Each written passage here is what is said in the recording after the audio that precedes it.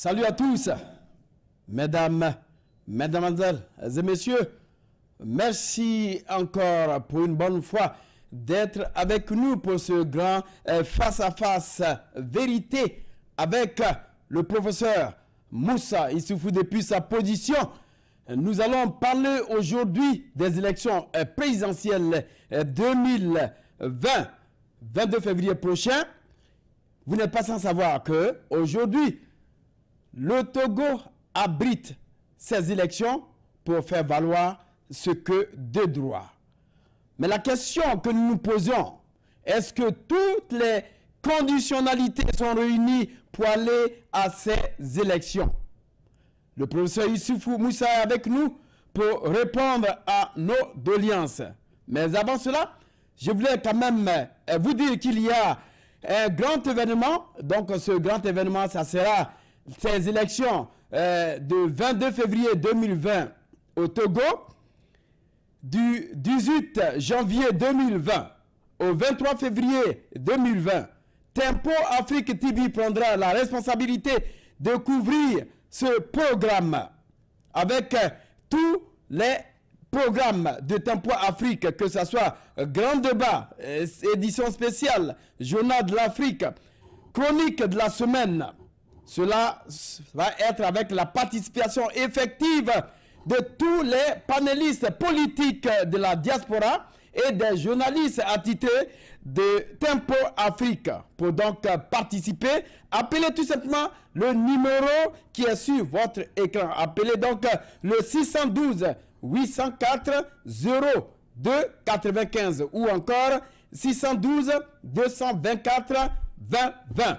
Merci encore une fois de plus et nous allons commencer les choses sérieuses avec ce face-à-face vérité. Professeur, encore une fois de plus, je voudrais quand même vous remercier d'être avec nous dans ce studio via Skype pour essayer quand même de décrypter la situation sociopolitique au niveau du Togo, mais parlant effectivement des élections présidentielles 2020 au Togo. Merci, M. Sergeant. Merci pour l'invitation. Oui, allez. Merci pour l'invitation, M. Sergeant. Alors, merci pour l'invitation et pour l'opportunité que vous nous donnez de me prononcer par rapport à la situation du Togo. D'accord. Professeur, merci encore une fois de plus. Comme je l'ai dit, professeur, avant donc, voilà, on va tout de suite commencer. Alors, professeur, nous voyons aujourd'hui les élections, sinon le Togo qui va abriter les élections présidentielles 2020. Mais dans un premier temps, nous allons quand même saluer sinon la mémoire de cette jeune fille où nous avons eu le convoi présidentiel qui a fait un mort dans un accident le dimanche dernier. Alors, professeur, qu'est-ce qu'il y a derrière tous ces accidents alors que nous sommes à quelques pas même des élections présidentielles? Non, mais les accidents, il n'y a rien derrière les accidents, c'est l'imprudence. Et peut-être, oui, l'imprudence et puis... c'est l'imprudence et puis pour la jeune fille, c'est la malchance. Qu'est-ce qu'il peut encore avoir derrière un accident si ce n'est pas l'imprudence de l'automobiliste ou bien du cycliste? Et c'est peut-être le malheur et la malchance de la victime. Et nous allons tous ensemble ici nous incliner à la dépouille de cette jeune étudiante que nous pleurons tous parce que je sais que ses parents ne vont plus jamais c'est pas être ce qui j'étais. Leur vie sera complètement changée, la maman et le papa. Et donc, nous ne pouvons que leur souhaiter du courage. Et leur souhaiter du courage, c'est tout ce qu'on peut dire parce que qu'est-ce que nous pouvons faire face à une tragédie si tragique comme celle-là qui vient de frapper cette famille? On ne peut que leur demander beaucoup de courage, beaucoup de patience. Et maintenant, quant à celui-là par qui la mort de la fille est arrivée, personne ne peut savoir si c'est parce que les gens roulaient à vive allure ou bien bon, ce qui devait arriver arriva, moi je ne sais pas. Donc je ne veux pas souvent, moi je ne fais pas de spéculation, j'aime parler avec des preuves parce que je veux que partout où je dis quelque chose, que les gens disent au moins que non, il ne dit pas quelque chose sans preuve. Donc, je ne veux pas me verser dans des spéculations ou quoi. Je vais tout simplement dire que c'est un accident de circulation, mais pour qu'il y ait accident, il y a toujours quelque chose. Soit il y avait, c'est un endroit où les gens ne devaient pas filer, les gens roulaient à vive allure, ou bien bon. De toute façon, je ne veux rien dire qui puisse ne pas arranger l'affaire, parce que la famille pleure déjà leur enfant, et nous ne pouvons que compatir aux douleurs, n'est-ce pas, de cette famille. Je sais ce qu'ils ressentent et ce qu'elle ressent. Je sais ce que les parents ressentent. Et donc, je ne peux que leur souhaiter courage et faire en sorte qu'ils puissent, n'est-ce pas, avoir la paix du cœur. En attendant que nous ayons les détails pour essayer d'en parler plus tard, nous, en tant que Tempo Afrique, essayons quand même de souhaiter les doléances les plus attristées, les condoléances les plus attristées à la famille éplorée de la victime. Encore une fois de plus. Alors, professeur, les élections 2020, février prochain, le 22 février prochain, 2020, le Togo, votre pays, va abriter quand même de grandes élections. Alors, professeur, quelles sont vos analyses? Sinon, je dirais, qu'est-ce que cela vous inspire? Oui, les élections, moi, je vais dire d'emblée que le Togo va organiser une parodie d'élections. Une parodie d'élections, c'est-à-dire qu'il ne répond à aucune, c'est pas condition, norme, n'est-ce pas, établie et pratiquée dans la sous-région. Et donc une élection où un candidat s'arroge le droit de s'accaparer de tous les leviers, n'est-ce pas, des institutions chargées d'organiser et de superviser ces élections-là. Alors pour moi, je ne peux pas parler d'élections, je ne peux que parler de parodie d'élections. Je vais vous donner un exemple. La Cour constitutionnelle togolaise est composée de 9 membres selon la Constitution en vigueur.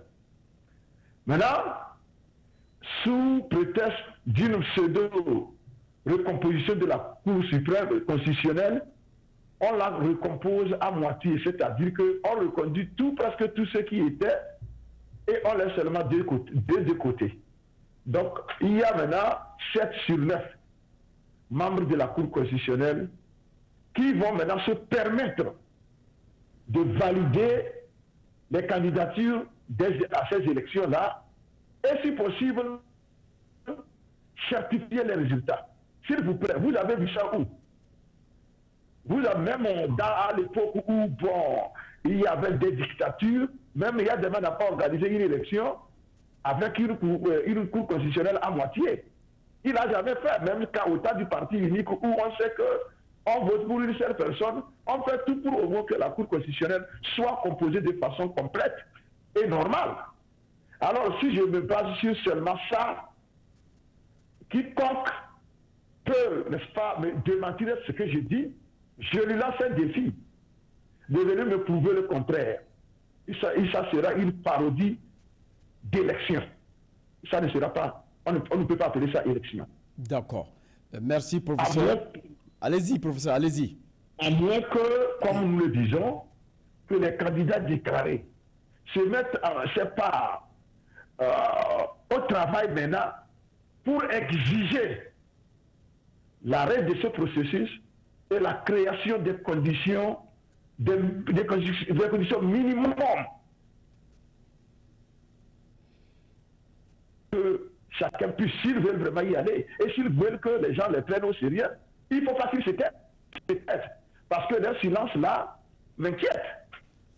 Moi, je ne vais pas aller jouer un match de football contre une équipe qui a l'arbitre, qui a les détouches, qui a le terrain, et en même temps, il me dit, nous allons jouer, nous aurons notre gardien de but, on aura nos 10 joueurs, vous, il faut seulement avoir vos 10 joueurs, vous n'avez pas besoin d'un gardien de but. C'est ce qui se passe.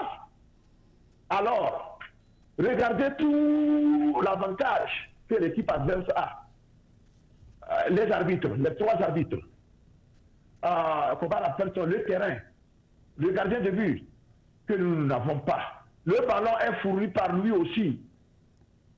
Vous pensez que si vous êtes un footballeur sérieux, vous allez participer à une compétition où tout ça là se présente devant vous? Vous allez demander au moins, faute d'avoir un arbitre vous-même, vous allez demander au moins que vous puissiez avoir un gardien de but. Vous allez demander au moins que vous puissiez avoir un juge de touche neutre pour au moins équilibrer les choses, même si ce n'est pas totalement ça. Maintenant, si vous vous taisez, vous ne dites rien, bon, les gens nous disent à l'extérieur que bon, les Togolais disent que personne ne les aide. Mais les Guinéens ne sont pas en train de dormir pour que la CEDEAO dépêche les gens pour aller les aider. Les Togolais sont contents avec Faure, ils n'ont qu'à rire avec lui, ils n'ont qu'à continuer. Ici, ils ferment leurs yeux pour aller aux élections dans les conditions actuelles avec Faure, et ils viendront les confirmer et les valider. C'est ce qu'on nous dit dans la sous-région. Que si nous sommes tellement bêtes qu'on se taise, qu'on ne réclame rien, bon, ce n'est pas à eux de venir nous dire, bon voilà, réveillez-vous pour faire ça. Et ils ne vont jamais venir attiser le feu. C'est à nous de voir ce que nous voulons faire. C'est pourquoi je dis que je n'ai rien contre les candidats. Mais si je me permets de les critiquer, c'est parce qu'il y a des candidatures qui n'ont même pas de sens. Des gens qui ne sont même pas connus dans leur maison. Leurs neveux ne connaissent pas leur nom. Ils veulent être candidats. Vous voulez être candidat, pourquoi? Est-ce que c'est sincère ça? Donc c'est tout ça là qui fait que moi je formule des critiques. Maintenant, les candidats qui peut-être peuvent avoir un peu d'aura, qui ont un peu de choses qui peuvent émerger, ils n'ont qu'à le démontrer dès maintenant. Il ne faut pas attendre. C'est le conseil que moi je leur donne. Il ne faut pas attendre. Il faut commencer par attirer le régime dès aujourd'hui.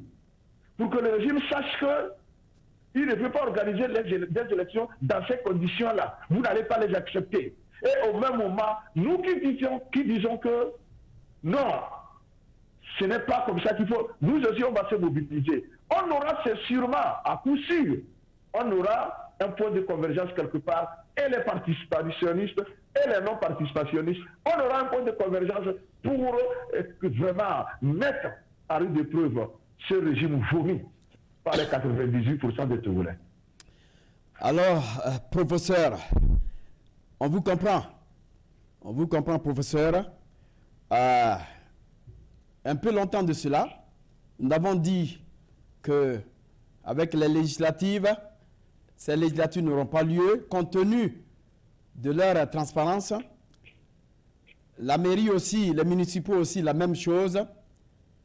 Les réformes constitutionnelles et institutionnelles, la même chose. Mais cela a eu lieu. Aujourd'hui, nous disons que les conditionnalités n'étant pas réunies, est-ce que réellement il faut aller aux élections? Mais le régime en place est déjà prêt pour aller aux élections. Il y a quand même d'autres candidats, sinon le candidat unique qui a fait le choix de l'homme de Dieu et de certaines personnes est aussi en liesse. Professeur, on ira bien sûr aux élections, quoique les Togolais le veuillent, parce que le régime n'attend pas de cette façon. Nous avons vu M. Faure Gnassingbé aujourd'hui qui est venu en dernière position pour dire que oui, je suis candidat. Alors, professeur, qui pourra réellement affronter le président Faure Gnassingbé? Quelle personnalité les Togolais veulent réellement pour aller à l'alternance? Est-ce que cela va être réellement effectif? Tout dépendra du peuple togolais. Vous venez de dire que, quel que soit ce que le peuple veut ou pas, on ira aux élections. Non, si le peuple ne veut pas, il n'ira pas. Donc, si ce qu'il faut arriver à organiser ces élections, c'est que le peuple veut. Sinon, si le peuple ne veut pas, il n'ira pas. Et donc, c'est ce que nous disons. Nous disons que si, après tout ce que nous avons fait, après tous les efforts que nous avons fournis, et on dit, comme ils disent qu'au 22 février, le soir, Faure s'autoproclame président pour être encore à la tête du Togo, moi, je ne vais pas accuser Faure en ce moment-là. Je vais nous accuser, nous, le peuple togolais. Comme les gens commencent par nous accuser vers l'Est comme l'Ouest, nos pays voisins, des leaders de ces pays disent que les Togolais, quelqu'un, tu peux amener un âne à la rivière, mais tu ne peux pas forcer l'âne à boire de l'eau si l'âne ne veut pas. C'est comme ça, c'est ce qu'ils disent de nous. Je veux que le peuple togolais entende que nous sommes devenus la risée du monde entier. Tout le monde se moque de nous. Parce que les gens attendaient qu'on puisse dire non pour qu'ils nous aident. Bon, puisqu'on ne dit pas non, nous sommes contents, on va continuer par sourire. Et Faure va être président, le monarque va s'autoproclamer, et bon, on va applaudir. Puisque nous avons dit que nous voulons ça. Parce que quand on ne veut pas quelque chose, on dit non. Mais si on ne dit pas non, est-ce que moi je vais aller accuser quelqu'un? On va s'accuser, c'est tout. C'est tout ce que j'ai dit. Moi j'ai toujours dit que, même quand vous fouillez les livres saints, les prophètes nous ont conseillé, Dieu même a ordonné, il dit dans la vie d'un homme, en face de l'oppression et de l'injustice, l'homme a trois choix. Le premier choix, c'est celui de se battre contre cette injustice-là. Si possible, physiquement. Mais si vous ne pouvez pas, on dit, combattez le mal, l'injustice, avec votre langue, comme je suis en train de le faire ici. Je suis en train de répondre à, n'est-ce pas, l'injonction de Dieu dans les Écritures saintes. C'est-à-dire qu'il ne faut pas fermer les yeux sur l'injustice. Et donc, je suis en train de faire ce combat-là. Maintenant, pour ceux-là qui ne peuvent pas parler comme nous, on dit il faut refuser par ton cœur. Mais le Togolais n'est pas quand même le dernier de la terre. Il n'est pas le dernier des faibles. Donc, je dis que si Faure arrive à se maintenir, la faute est au Togolais. Sinon, je ne peux pas comprendre que les anciens présidents béninois, Nicéphore Dieudonné Seguro, puissent survoler le Togo, qui est à quelques kilomètres du Bénin, pour aller demander à Alpha Condé de ne pas tenter un troisième mandat, alors que chez nous, on parle de quatrième mandat. Ça veut dire que nous sommes notre propre problème. Et donc, on ne peut pas, ça veut dire que on ne peut pas nous aider. Parce que nous ne sommes pas d'accord qu'on nous aide. On n'a pas prouvé que nous sommes fatigués, que nous sommes opprimés. On a essayé, on n'a pas encore fini, chacun a laissé tomber. Et donc, maintenant, quant aux candidats, est-ce que c'est parce qu'ils ne voient plus d'alternative qu'il faut se jeter à la course dans une élection où on sait que on ne sait même pas comment on va compter les voix? Bon, là, chacun a sa manière d'aborder sa lutte. Vivement que Dieu fasse que le miracle soit produit. D'accord. Lors de cette élection-là. Et moi, j'ai décidé de ne plus vraiment m'attaquer à cette élection. Mais je dis que j'ai toujours des doutes par rapport à la crédibilité. C'est pourquoi j'ose croire que les conseils que moi je suis en train de leur donner, ils ne vont pas fermer les yeux pour aller aux élections. Mais le jour où ils vont commencer par se battre pour dire qu'il faut mettre tout à plat, ils vont voir que beaucoup de personnes seront avec eux pour mener ce combat. C'est-à-dire que pour au moins mettre ce pouvoir à la difficulté, pour au moins amener ce pouvoir à comprendre qu'il ne peut pas faire ce qu'il est en train de faire. Bon, maintenant, si moi je suis candidat déclaré, et bon, je n'ai même pas de représentant au CENI, on fait des trucs, on recense les gens, je ne suis pas là-bas, je n'ai pas de membres, je n'ai pas de... Même militaires ne sont pas fait recenser. Et donc, le président de la CENI, c'est un président tout puissant. Et lui seul peut rester dans sa chambre, fabriquer des chiffres, sortir. Les soldats camerounais viendront et il va les lire à tâtons. Et puis bon, on dit, bon, si toi tu sais que tu ne peux rien faire, d'ailleurs c'est un warning que je leur donne. Je suis en train de lancer un avertissement aux candidats. S'ils pensent qu'au soir d'un résultat, chacun va rester dans sa chambre pour prendre des déclarations, ils ne vont pas sortir. Oui, mais professeur... Ils sont garçons. Professeur... Ils n'ont qu'à laisser tomber. Voilà, professeur. Ouais, je ne vous coupe pas la parole. Ce que vous êtes en train de vivre, c'est réel. Monsieur Kodjo Aboyome a dit qu'il faut réellement respecter le choix de l'archevêque et qu'il est vraiment sûr de gagner les élections au soir du 22 février 2020 et qu'il demande la mobilisation et que ce n'est pas uniquement sa personne, mais c'est la mobilisation effective des Togolais qu'il demande, que ce soit l'opposition, que ce soit la population togolaise, pour faire valoir ce que de droit au niveau de cette ordonnance, professeur. Oui, je suis parfaitement d'accord avec lui, mais tu sais, en 2015, lorsque les élections ont eu lieu et les résultats ont été truqués, donnés à moitié, et que tout le monde était sûr que c'est Jean-Pierre Fabre qui les avait gagnés. Mais qu'est-ce qui s'est passé? On m'a dit que les militants étaient prêts pour envahir les rues pour revendiquer la victoire. C'est le candidat plutôt qui leur a dit non, d'attendre qu'ils sont en train de faire quoi. C'est tout ce que moi j'ai dit.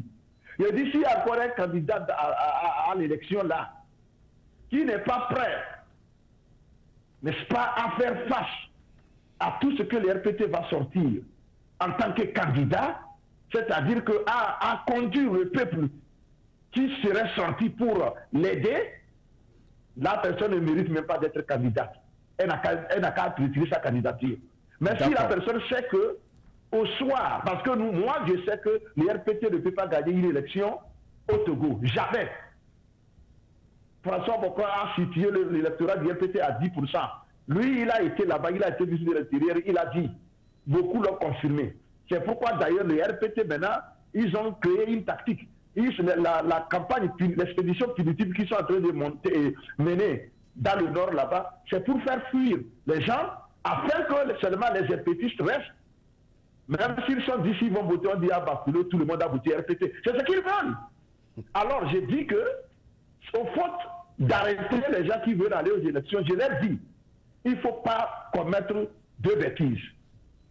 Ils ont déjà commis une bêtise en allant parce que les conditions ne sont pas réunies. Mais ils peuvent se racheter s'ils sont courageux. Être avec ce peuple-là qui se sacrifiera pour aller voter, au soir, être devant ce peuple-là pour réclamer sa victoire, moi je suis d'accord, alors ils peuvent faire ce qu'ils veulent. Mais s'ils ne sont pas prêts à le faire, il ne faut pas perdre le temps aux gens. D'accord. Merci, professeur. De passage, nous voulons dire merci à nos chers, nos amis de Facebook. Ils sont libres de nous appeler au numéro qui s'affiche sur notre écran ou encore essayer de nous envoyer des messages via Facebook pour qu'on puisse quand même répondre à leurs doléances. Merci à tous ceux qui sont en ligne. Fatou Diom, merci encore une fois de plus. Rien que de Dieu. Maou Ena, Jacqueline Regis Ablavi, merci pour votre participation. Nous attendons vos questions. Donc, alors, professeur, parlons un peu de sérieux de ces élections. La question qui nous parvient en tête, c'est de savoir qui organise réellement ces élections. Qui organise réellement ces élections? C'est le gouvernement togolais qui organise les élections. C'est pourquoi l'image que je vous ai présentée, vous ne l'avez pas compris. J'ai dit j'ai un match de football. Et deux équipes qui devaient s'affronter normalement. L'équipe adverse que je confronte, contre laquelle je joue le match, a dit, bon, moi je vais produire les trois arbitres, c'est-à-dire l'arbitre central et les deux juges de touche. Le délégué au match aussi, je vais essayer de trouver un délégué au match aussi qui viendra de mon camp. Le ballon qu'on va jouer, c'est moi qui vais proposer le ballon parce que, bon, j'ai les trois arbitres, j'ai le délégué de match, j'ai ceci. Et maintenant, Le terrain, on ne dit pas, by the way, nous allons jouer sur mon terrain, parce que c'est moi qui organise tout. Les spectateurs, c'est moi qui sélectionne qui va venir au match pour supporter qui. Maintenant, ça, c'est l'image que je peux donner par rapport, c'est la comparaison la plus exacte de ce qui se passe au Togo dans cette parodie direction. Alors, c'est pourquoi nous disons que moi, en tant que joueur, je vais me battre si je veux, si vraiment j'ai envie de jouer, sachant que ça ne va rien donner, je vais quand même me battre pour au moins obtenir qu'un juge de touche soit au moins quelqu'un sur qui je peux compter. D'accord, professeur. Alors, que je puisse au moins avoir aussi mon ballon, si le premier ballon sortait, que je puisse aussi mettre mon ballon en jeu. Ça, je peux me battre pour ça. Mais pour le moment, les candidats ne sont pas encore en train de faire ça. Moi, personnellement, je leur demande de faire ça. C'est important. Parce que comme ça, les gens vont les prendre au sérieux. Les gens vont dire, ah, ces gens-là, vraiment, ils veulent gagner. Ils se battent pour que les conditions soient réunies. Tu vois, non? Donc, c'est pour ça que moi, je dis, je ne suis plus dans la posture de vraiment attaquer des candidats, mais je leur donne des conseils, je leur dis qu'ils ne peuvent pas dormir et que le peuple va sortir comme ça de lui-même les suivre. Ils n'ont pas donné leur preuve de leur courage. Qu'au soir du 22, en tout cas, over my dead body. S'ils peuvent dire ça au peuple, je pense qu'ils vont commencer par rassurer le peuple. Parce que le peuple ne sera plus prêt à aller, c'est pas jeter sa voix dans l'eau en attendant dans les rangs, dans les queues pour aller voter pendant des heures. Après, pour dire que bon, celui pour qui j'ai voté, on l'a triché et puis bon, il est allé se cacher quelque part, il est en train de fondre des discours. Non, ce n'est pas ça qu'on veut. Et là, je vous dis que si ce candidat le fait, il sort pour réclamer sa victoire, il est devant, je te dis, moi qui ne supporte pas cette élection, j'irai me battre aux côtés de ce candidat-là. D'accord. D'accord. Merci, professeur. Vous êtes à Tempo Afrique TV, en face du professeur Moussa, pour cette émission Face à Face Vérité, votre animateur principal Serge Nyawa. Aujourd'hui, nous parlons des présidentielles 2020 au Togo. Est-ce que les conditionnalités sont réunis pour aller à ces élections? C'est le thème de cette émission. Alors, professeur, je vous avais posé tout à l'heure la question qui organise réellement les élections au Togo. Vous avez donné votre réponse. Et je voulais dans le même ordre d'idée savoir, comment on appelle ça, essayer de vous demander aujourd'hui quel serait le rôle de la CEDEAO dans ces élections à venir. Parce que nous avons vu quand même la CEDEAO dans son rôle au niveau du dialogue, la CEDEAO toujours au niveau de l'Afrique de l'Ouest, comment elle a dû gérer les issues, sinon je dirais les problèmes. Aujourd'hui, il y a les élections 2020 au Togo. Quel serait réellement, selon vous, le rôle de la CEDEAO?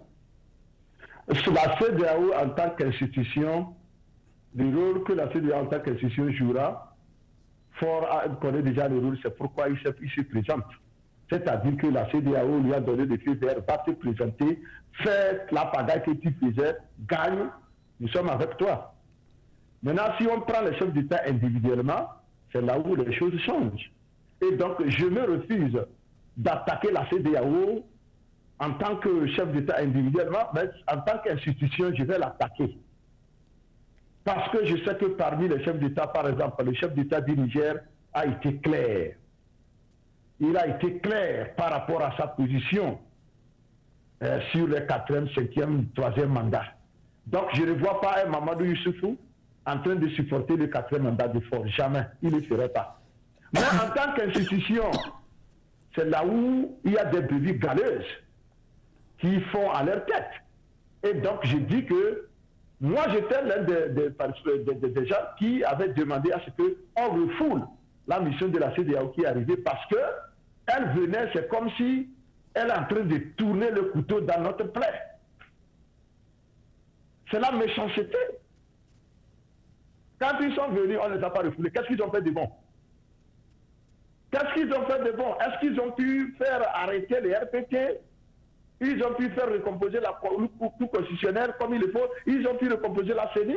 Ils n'ont rien pu faire. Ils sont venus empocher encore, une fois encore, l'argent du contribuable togolais. Des Béazins, tout ça là. Ces gens qui ont perdu tout sens de vergogne, qui sont là, les vautours électoraux, ils sont arrivés, ils ont pris, ils sont partis. Et donc, moi, je ne compte pas sur cette institution. Mais je précise qu'il y a des présidents dans cette institution que je respecte. Par exemple, le président Mamadou Youssoufou du Niger, le président Mohamedou Buhari du Nigeria, je sais que c'est des présidents dignes. Je les respecte beaucoup. Mais, comme c'est une institution qu'ils gèrent, peut-être qu'on les met toujours à minorité. Je leur donne ce bénéfice du doute. Maintenant, quant au commissaire qu'on envoie des Béazins patati patata, je vous dis que nous n'attendons rien de cette institution. Ils ont pris fait et cause pour le régime, ils sont méchants. Et Dieu va les punir pour ça. Dieu va les punir pour ça. Ça, je le dis avec force parce que je sais que ça va arriver. D'accord. On ne veut pas être méchant contre 7 millions d'habitants. Ce n'est pas normal. C'est que toi, tu ne veux pas chez toi, tu viens encourager ça chez quelqu'un. Je dis, Dieu est là, il voit, il va les punir.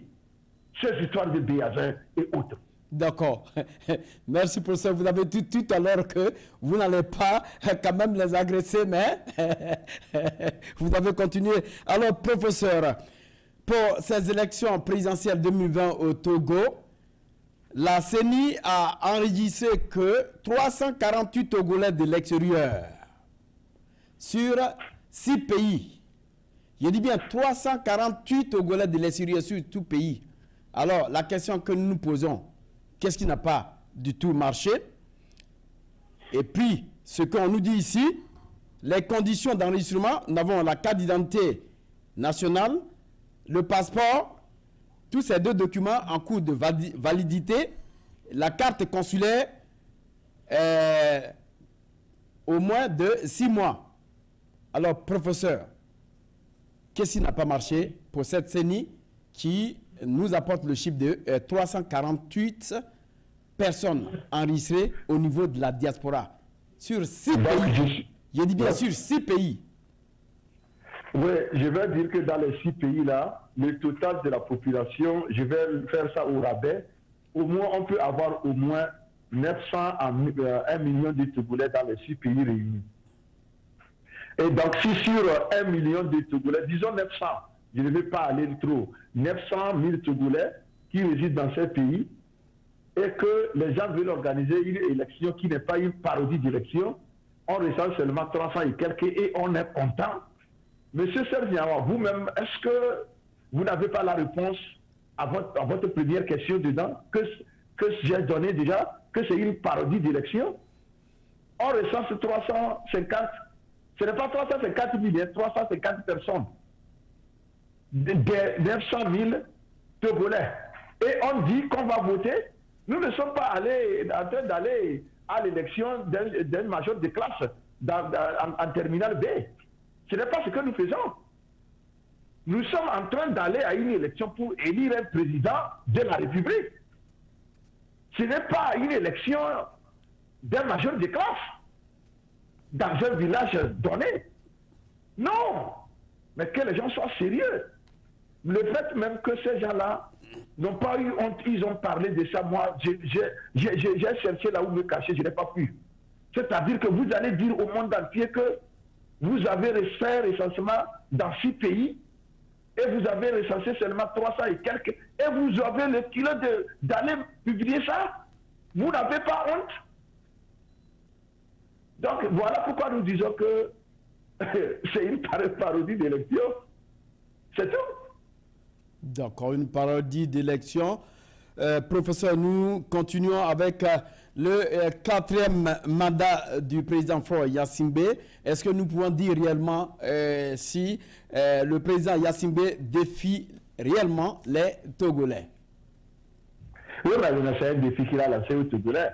Non, ça, il n'y a plus de doute, c'est un défi. Lui, sa vie, sa présidence, chaque jour que Dieu fait, il ne fait que lancer des défis à son peuple. C'est tout. C'est un défi qu'il a lancé. Si vous êtes garçon, empêchez-moi. C'est ce qu'il a fait. Donc c'est un défi. Sous le regard impuissant des gens à qui il a lancé le défi. Et tout le monde est là illégal. On dirait que on les a hypnotisés. Silence radio. Même les gens qui parlaient, personne ne parle plus, ne parle. Nous sommes des oiseaux rares qui continuons le combat à jouer notre rôle au 10e degré, c'est-à-dire comme l'a prescrit le Créateur des cieux et de la terre. Il faut te battre par ta bouche, par ta langue. C'est le 2e niveau d'engagement et de combat contre l'injustice. Nous l'avons embrassé et nous le ferons jusqu'à l'éternité. Merci, professeur. On vous comprend. Professeur, on comprend réellement votre douleur et nous sentons que vous voulez réellement une attenance au Togo. Nous avons dit tout à l'heure que les conditionnalités ne sont pas réunies, vous-même vous l'avez dit, pour aller à ces élections. Le président, M. Agboyeme Kodjo Gabriel Mensah, dit ceci: je serai président de la République le 22 février 2020. Il a dit notez cela. Et ce n'est pas vraiment le choix qui a été porté sur lui, ce n'est pas un choix au hasard. Mais il dit réellement que je serai président. Alors, quelle chance, je dis bien sûr, pour la dynamique de ce choix à l'emporter le 22 février 2020 prochain. Mais au prix du labeur que vient, n'est-ce pas? Non, c'est au bout du labeur que vient le résultat. J'ai dit ceci, je l'ai déjà dit, j'ai dit, si un candidat, malgré tout, accepte de se présenter, qu'il soit prêt, n'est-ce pas, à défier tout ce que le RPT va mobiliser pour intimider les gens. Nous n'avons jamais vu au Togo où un candidat a gagné les élections, il a pris les devants et que la population suit pour réclamer sa victoire. Nous nous souvenons quand Bobby Akitani avait gagné ces élections, les élections en 2005, il s'est enfoui et puis il dit votre président vous parle. Bon, et puis bon, c'était fini. Moi, je veux voir que la personne qui va à ces élections sait déjà qu'il y a tous les risques possibles. Mais je veux voir que la personne-là est prête à braver tous ces risques-là, à conduire le peuple vraiment à réclamer sa victoire. Moi, je n'ai pas de doute. Je vous ai dit ici que même Abbas Kaboua, contre fort, Abbas Kaboua va gagner les élections. Même Abbas Kaboua va gagner les élections contre fort. Fort est tellement vomi. Mais comment il va prendre le pouvoir? C'est là où nous disons que il ne faut pas seulement aller pour aller. D'accord. Il faut c'est pas, en tout cas. D'accord, on vous a compris, professeur. On va aller directement avec nos amis de Facebook pour quand même lire leur message, professeur, pour que vous y répondiez. Alors, Jacqueline Régie Ablavi qui dit que ce n'est pas possible. Léandre Apon qui dit ce n'est pas un défi, mais il nargue. Il veut parler plutôt du président. Mon ami Léandre, bonsoir. Voilà. Léandre qui nous envoie son message qui dit réellement ce n'est pas un défi, mais il nargue plutôt le peuple. Quant à Riomba Chande Adengo, il dit que vous posez cette question comme si personne ne savait pas qu'il sera organisé les élections présidentielles au Togo en 2020. Arrêtez de faire croire aux gens comme si le Togo était en crise. L'État et les institutions marchent, bien sûr. Alors, professeur, vos analyses. Je ne sais pas où se trouve mon cher ami ou ma chère amie à Dingo. Et je suis sûr que si elle n'est pas au Togo, ou bien le pays n'est pas au Togo, il se rendra compte que le pays dans lequel il se trouve, ce n'est pas comme ça que les choses se passent. Moi, je lui retourne face à sa responsabilité, je le renvoie face à sa responsabilité, parce que lui-même, il sait que ce qu'il est en train de dire, ce n'est pas vrai. Et où est-ce qu'il a vu on organise des élections dans des conditions pareilles? S'il est dans la diaspora, je suis sûr que lui-même, il n'a pas pu se faire recenser. Et donc, lui, il sait pourquoi il le dit. Et s'il fait partie de la minorité pieuse, là, ça fait son problème. Mais nous disons que ce n'est pas de cette façon qu'on organise les élections. Alors, professeur, passons maintenant aux choses sérieuses. Le président Faure est candidat aux élections prochaines. Est-ce que vous pouvez quand même nous faire un petit bilan du président sortant? Le bilan de quoi? Bilan au moins de 15 années. De ces 15 années? Depuis 2005. Oui, bon, je pense que j'ai déjà fait ce bilan-là quelque Effectivement, part. professeur. Avant-hier, nous avons eu... c'est pas une autre circulaire signée par le ministre de l'administration territoriale qui demandait au préfet de rapidement, produire des rapports de leur réalisation dans les préfectures afin de s'en servir pour les campagnes.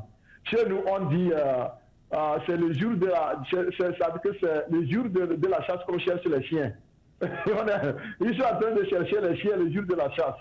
Si on était dans un pays sérieux où les élections se jouent vraiment de façon honnête, vous pensez que ce régime-là va encore gagner des élections? Pendant 15 ans, vous n'avez fait aucun bilan. Et c'est maintenant que vous allez demander aux préfets qui ont passé tout leur temps à faire arrêter les citoyens dans les préfectures, à les torturer. Les préfets ne font rien. Ils ne font qu'écrire les noms. Ils passent écrire, reporter les noms de ceux-là qui ne sont pas avec le régime afin de les faire arrêter. C'est le travail que les préfets font. Donc, si moi je dois me permettre de faire un bilan ici, je vais tout simplement dire que le bilan de 15 années d'efforts au Togo, la population, on voit ça, le bilan, c'est des bastonnades. C'est ce qu'il a pu produire au Togo. C'est des arrestations arbitraires. C'est ce qu'il a pu produire pour les Togolais. C'est tout. Moi, il n'y a pas de bilan à faire. C'est pourquoi monsieur le ministre se cache derrière. Bonsoir, monsieur Apom, de passage. C'est pourquoi le ministre se cache derrière les préfets. Il pense qu'il va jeter les préfets en pâture. Mais les préfets, ils sont embarrassés maintenant. Ils n'ont aucun bilan à produire. Parce qu'ils ont passé tout leur temps, n'est-ce pas, à espionner les citoyens de leur ville, afin de les faire arrêter, comme cela se passe à l'heure où je vous parle. C'est les préfets qui sont devenus des activistes, des miliciens, qui dirigent le CB et l'armée, qui indiquent dans telle maison, il y a tel qui ne supporte pas, dans telle maison, il y a tel qui ne supporte pas. Il faut l'arrêter, il faut aller les torturer. Et donc, c'est le bilan que moi je peux produire. S'il faut lui-même, il sait qu'il a réalisé quelque chose. C'est à la fin de l'année, à la veille du nouvel an, que dans chaque pays, on présente le bilan et on présente l'état de la nation. Dans tous les pays au monde, c'est ce que le président fait. Macky Sall l'a fait, Talon l'a fait, tout le monde l'a fait. Est-ce que Faure Yacine l'a fait? S'il avait un bilan réalisant à présenter, il le ferait. Mais s'il n'a pas fait, c'est parce que, au contraire, c'est à la veille des fêtes où il fallait pacifier les pays, calmer les gens, même les gens les plus affamés, il y a des manières de leur adresser la parole pour leur donner l'espoir. Mais c'est le moment que Faure a choisi pour envoyer des militaires afin de lancer une expédition punitive sur des populations. Ce qui se passe dans Solia Bapulo, monsieur, c'est écœurant. Ce n'est pas normal. Et là, qu'on ne vienne pas me dire que non, les élections vont se passer tel. Oui, parce que vos parents donnent bien, rien ne les touche parce que vous avez le pouvoir. Continuez. Mais je vous ai dit que rien n'est éternel dans ce monde. Merci, professeur. Tout ce qui n'a pas été et qui a été, par la force des choses, ne sera plus. à un moment donné. D'accord, professeur. Je crois que vous avez compris. Ici, à Tempo Afrique, la parole est libérée. Si vous voulez participer à cette émission, vous êtes libre d'appeler le numéro qui est sur votre écran. Nous remercions nos amis de Facebook, Léandre Apon qui dit bonsoir au professeur, Franco Dayi qui dit que les élections au Togo ne sont qu'une formalité pour la continuité de la dynastie Gnassingbé. Et c'est ça la vérité. Je suis parfaitement d'accord avec M. Franco Dayi. C'est la vérité. Seuls ceux-là qui refusent de voir cette vérité disent le contraire. Merci beaucoup, M. Franco Dayi.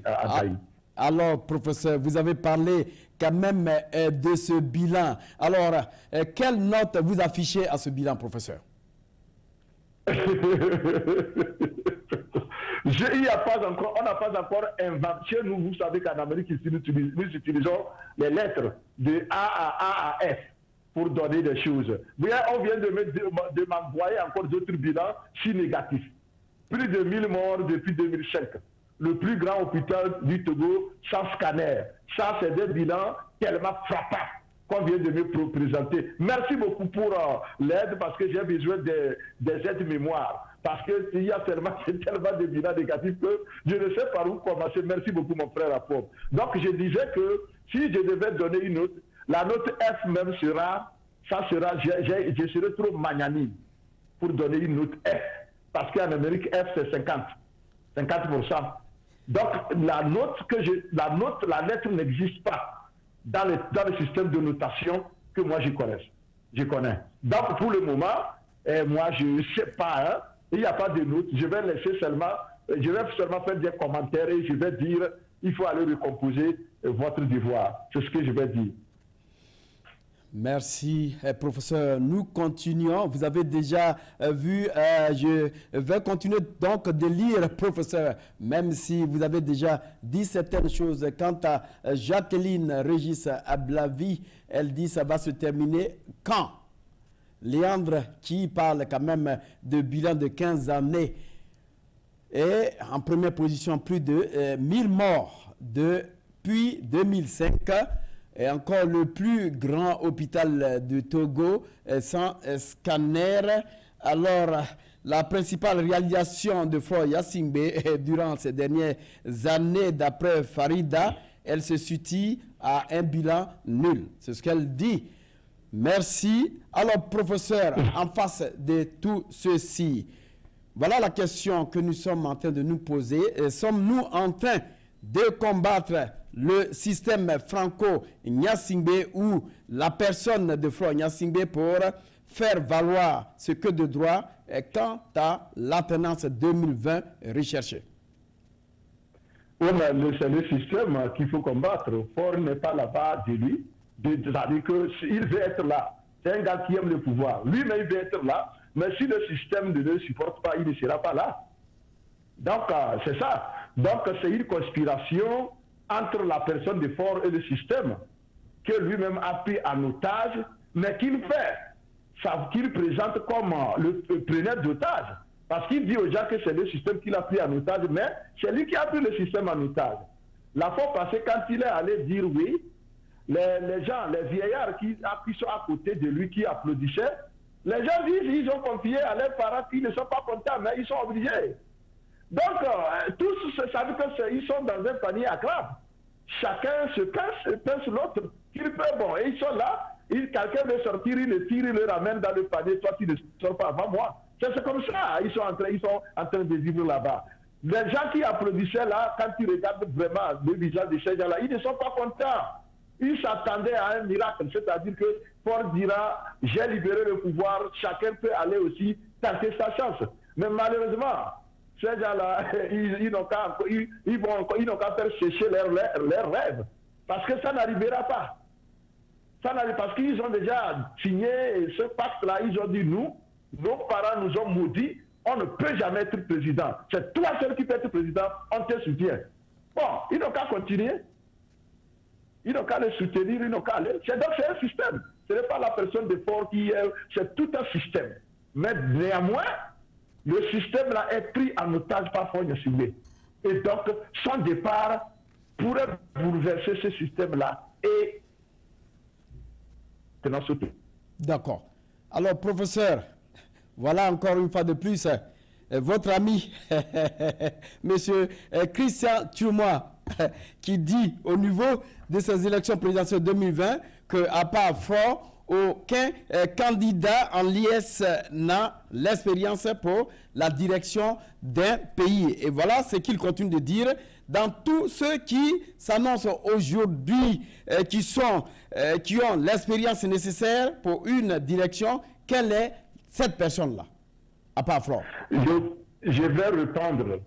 Quand Eyadema est arrivé au pouvoir, quelle expérience il avait? Eyadema a fait 38 ans et Eyadema mieux fait que Faure Gnassingbé. Eyadema n'avait aucune expérience. C'était un militaire démobilisé de la guerre d'Algérie d'Indochine. Mais il a mieux fait que Faure. Donc, quand Faure est arrivé au pouvoir, quelle expérience il avait? Dites-moi, donc s'il vous plaît, je ne sais pas si c'est de la blague. Si c'est de la blague, c'est de la blague de mauvais goût. Parce que si on veut me parler d'expérience ici, on ne va pas citer l'exemple de Faure. On ne peut pas présenter Faure comme quelqu'un qui c'est lui qu'il faut. Et puis, le raisonnement de notre monsieur, c'est comme si, bon, après Faure, le Togo va disparaître. On nous avait dit qu'après Eyadema, le Togo n'allait plus exister. Mais Eyadema est mort, le Togo est là, nous sommes là. Maintenant, je ne sais pas pourquoi les Togolais, souvent, vous aimez taquiner les gens, parce que moi je pense qu'il est en train de taquiner les gens. Il n'est pas sérieux dans ce qu'il dit. Lui-même qui parle là, s'il est président dans un État démocratique, il ferait mieux que Faure Gnassingbé. Lui, je ne le connais pas. Je ne veux même pas connaître ses compétences. Mais je sais qu'il peut diriger le Togo et le faire mieux que Faure Gnassingbé. C'est ce que les gens se sont mis en tête et bon, ils sont là, ils sont prêts à dire si c'est pas fort, on ne voit personne. Ces gens-là qui l'ont dit autour de Faure, c'est des faux, c'est des hypocrites. Ils veulent être présidents. Par la plupart d'entre eux peuvent mieux faire que Faure. Mais ils ont peur, ils sont des hypocrites. Mon cher ami, c'est ça. Il ne faut pas les écouter, il ne faut pas les écouter. Toi-même, tu peux être président et le faire mieux. Je suis sûr, je suis convaincu. C'est pourquoi je dis que même Abbas Kaboua peut gagner les élections, même Abbas Kaboua peut diriger un pays. Si ceux-là qu'on connaît, avant de dire des choses comme ça, il faut aller faire. Regardez, d'abord, il faut considérer ceux-là qui ont eu à diriger ce pays avant de tenir de ces propos. Et donc, même Abbas Kaboua peut diriger le Togo. D'accord. Alors, professeur, c'est vrai, Abbas Kaboua peut diriger le Togo, mais quel est ce genre de candidat que les Togolais à l'unanimité recherchent réellement? Aujourd'hui, pour le Togolais, c'est l'alternance qu'ils cherchent. Même si c'est un mouton qu'on présentait et ce mouton dit que moi je suis capable d'affronter les fraudes et de tenir tête pour revendiquer ma victoire avec le peuple, les Togolais vont dire oui, allez-y, on te suit. Le Togolais n'a plus le choix aujourd'hui de dire que je veux un candidat parfait. J'ai dit, je ne suis pas en train de, c'est pas d'endosser un candidat ou bien d'apporter. Non, non, non. J'ai dit, le Togolais aujourd'hui, c'est l'alternance qu'il veut. Quel que soit comment ça va arriver, il veut ça. Et donc, si c'est un mouton qui vient, il promet que moi, je suis capable de tenir tête et de revendiquer ma victoire, de prendre les devants. Les Togolais vont dire, allons essayer. Donc, il faut que les gens sachent que ce n'est pas, le Togolais n'est pas en train de rechercher un ange pour venir être candidat, non. C'est celui-là qui peut faire en sorte que ce régime-là s'en aille. Alors, c'est tout ce que le Togolais cherche. C'est celui-là qui peut faire pour que ce régime s'en aille. De quoi a-t-il peur, ce régime, vis-à-vis de la candidature du monsieur Aboyomé? Est-ce que le régime a-t-il peur? Quoi?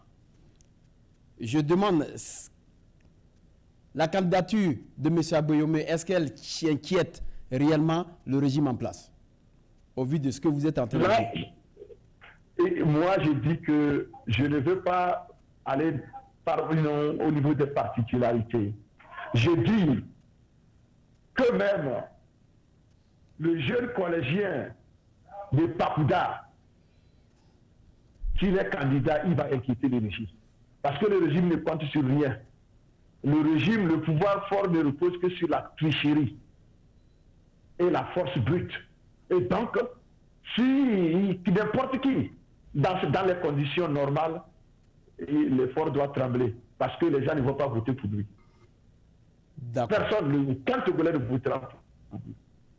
Tu ne vas pas venir frapper mon papa ou bien ma soeur, lui casser des os, et demain je vais aller voter pour toi. Non, je ne le ferai jamais. Et donc ils le savent, c'est pourquoi ils font tout pour empêcher les gens d'aller voter.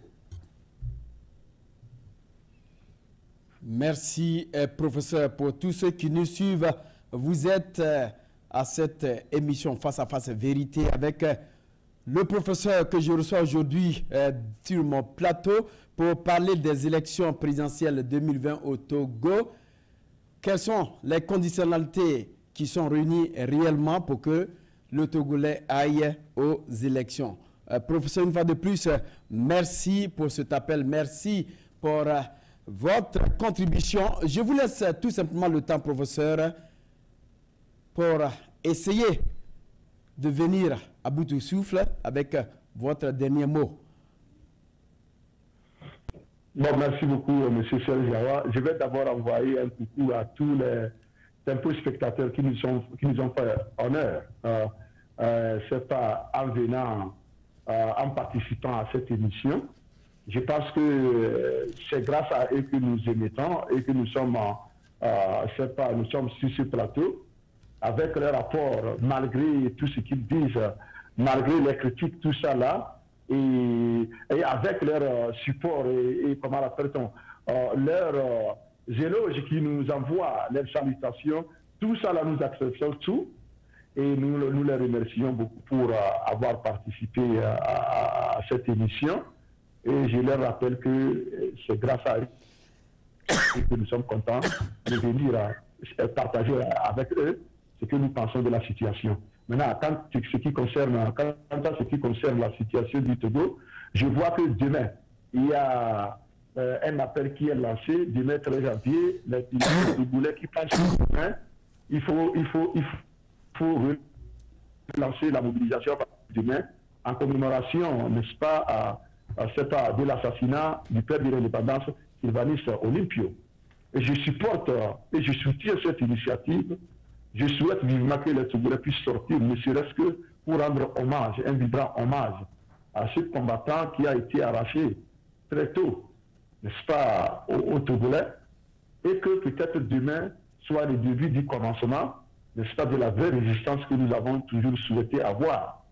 Je dis au peuple togolais que rien n'est joué. Tout peut basculer à tout moment. Rien n'est joué, mais cela ne va pas se jouer comme ça. Il faut mouiller les maillots. Il faut laisser la peur de côté. Il faut affronter sa peur. Parce que l'oppresseur ne vit que de la peur, ne dépend que de la peur de son opprimé. L'essence qui nourrit le moteur de l'oppresseur, c'est la peur de l'opprimé. Alors, du moment où tu dis à ton oppresseur que tu as peur de lui, il ne va jamais envisager, n'est-ce pas, de laisser, de te malmener, de t'opprimer. Dans la dialectique du maître et de l'esclave, Hegel disait que ce n'est pas, à un moment donné, l'esclave et le maître vont se reconnaître. Le maître reconnaîtra l'humanité de l'esclave et l'esclave aussi, et ils pourront, n'est-ce pas, s'entendre pour affranchir l'esclave. Ça, moi, je n'ai pas partagé cela, et moi, je partage l'avis de Fanon. Fanon a rejeté cette dialectique en disant tout simplement que l'esclave n'aura jamais de reconnaissance de son maître, que si et seulement si il se bat pour s'imposer au maître. Cela ne viendra pas comme ça. Le maître n'a pas, c'est pas mis l'esclave sous son joug pour un jour le libérer. Non, c'est à l'esclave d'arracher sa liberté. C'est à l'esclave d'imposer sa reconnaissance, son humanité, sa dignité au maître. Et au maître d'être obligé de reconnaître l'humanité, la dignité de l'esclave et l'équilibre est rétabli. Notre situation avec Faure Gnassingbé, c'est la situation qui ressemble à celle d'un maître et de son esclave. Aussi longtemps que l'esclave accepte sa condition d'esclave, le maître ne dira jamais rien. Au contraire, il va accentuer l'oppression parce que le feu vert lui est donné. Alors, peuple togolais, et nous ne serons jamais fatigués de citer Frantz Fanon, de citer tout récemment Thomas Sankara, l'esclave qui n'est pas capable d'assumer sa révolte, ne mérite pas que l'on s'apitoie sur son sort. Cet esclave sera seul responsable devant la condescendance de son maître. S'il se fait des illusions sur la condescendance de son maître qui prétend la franchir, seule la lutte libère. Alors je viens de faire une conclusion ici. J'ai dit que la reconnaissance du maître vis-à-vis de son esclave ne viendra pas de façon gratuite. Cette reconnaissance, c'est l'esclave qui l'impose à son maître. Et le maître est au pied du mur et finalement, il reconnaît l'humanité et la dignité de son esclave et l'équilibre est rétabli. Je vous remercie. Merci pour cette émission Face à Face Vérité. Le bi-hebdomadaire, l'alternative qui titre ici, milicien au groupe d'autodéfense, Yak, le héros d'un Togo au lendemain invivable. Crise politique, rêve de deux mandats supplémentaires après 2020. Le régime est prêt à plonger le Togo et la région dans l'instabilité. Merci encore une fois de plus. Mesdames et messieurs, c'est sur ces mots que je voudrais quand même vous entretenir et vous dire que la semaine prochaine, nous allons encore recevoir une autre personnalité pour Face à Face Vérité à la même heure. Merci à Malik Sall pour la réalisation de cette émission, et sans toutefois oublier nos amis de Facebook qui nous ont fait honneur de participer grandement, sinon effectivement, à cette émission avec leurs messages qu'ils nous ont envoyés. Et c'est ce qu'il faut faire. Amenez-nous chaque fois des messages. Nous allons lire ces messages. C'est comme ça, désormais, Tempo Afrique fonctionne. Le Togo présidentiel 2020 au 22 février, du 18 janvier 2020 au 23 février 2020, dans tous les programmes de Tempo Afrique, nous aurons une couverture médiatique de Tempo Afrique dans les programmes de grand débat, spéciale édition de Yves Kenao, Journal de l'Afrique de notre ami Gabriel Adona, chronique de la semaine avec le professeur Moussa Issoufou, cela avec la participation effective de tous les analystes politiques de la diaspora et des journalistes de Tempo Afrique. Pour donc participer à cette émission, appelez le 612 804 202 95 ou bien le 612 224 20 20. Merci encore une fois de plus d'avoir assisté à cette émission. Je vous retrouve tout simplement la semaine prochaine. Au revoir. Merci.